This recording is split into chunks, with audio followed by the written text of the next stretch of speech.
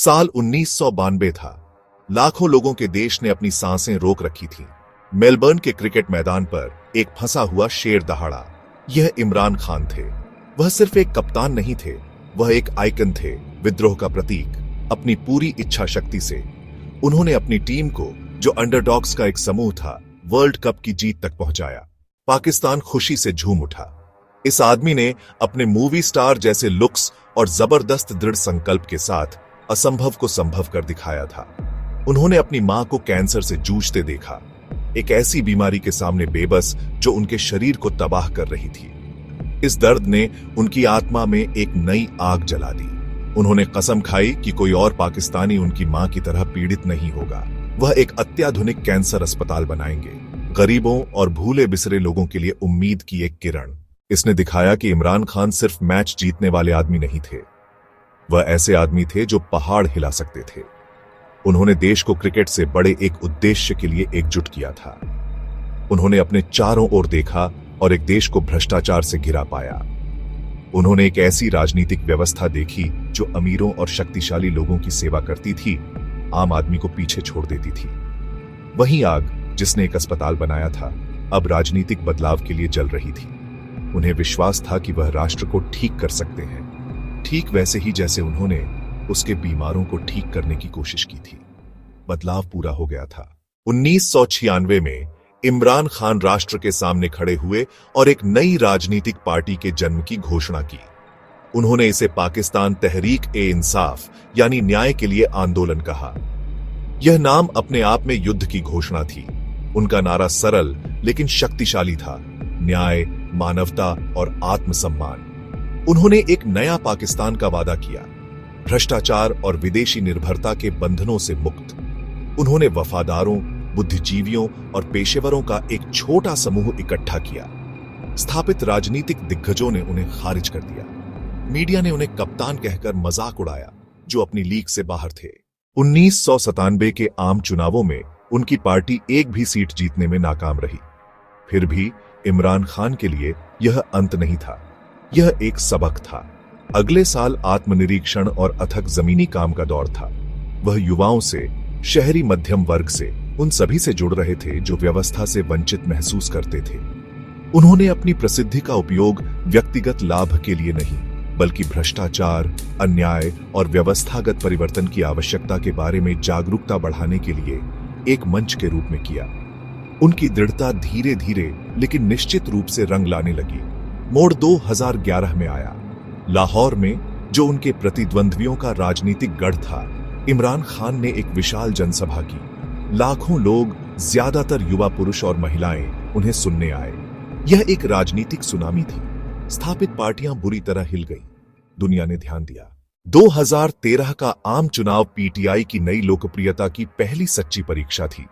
उनके भाषण जोशीले थे, बदलाव के वादों और पुरानी राजनीतिक व्यवस्था के दोषारोपण से भरे हुए थे। उन्होंने उन्हें अपना उद्धारकर्ता माना, वह व्यक्ति जो आखिरकार उन्हें दशकों के कुशासन से मुक्ति दिलाएगा। चुनाव से कुछ दिन पहले एक आपदा आ गई। लाहौर में एक रैली के दौरान इमरान खान एक फोर्कलिफ्ट से गिर गए, अपने अस्पताल के बिस्तर से। चोटिल लेकिन टूटे नहीं। उन्होंने मतदाताओं से एक अंतिम भावनात्मक अपील की। यह गिरावट एक अजीब तरीके से एक ऐसे फाइटर के रूप में उनकी छवि को मजबूत कर गई जो अपने देश के लिए अपनी जान जोखिम में डालेगा। जब नतीजे आए तो वे जीत और निराशा का मिश्रण थे।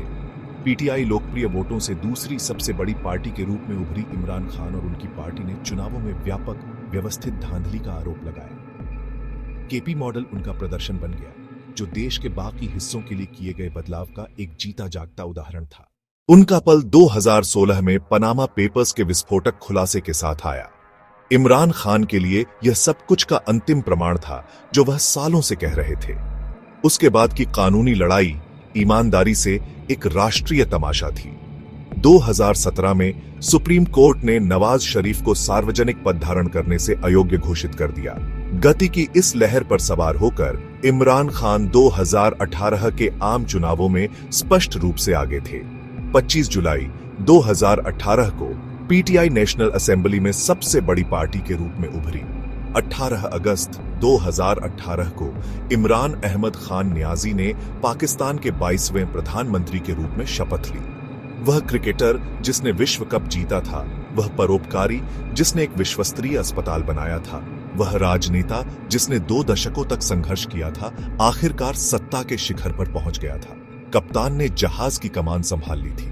अब उन्हें इसे खतरनाक पानी से होकर नेविगेट करना था। प्रधानमंत्री के रूप में इमरान खान को आर्थिक पतन के कगार पर खड़े देश की विरासत मिली। उनकी सरकार की प्रमुख पहलों में से एक एहसास कार्यक्रम था। एक और महत्वपूर्ण उपलब्धि कोविड-19 महामारी की शुरुआती लहरों को सफलतापूर्वक संभालना था।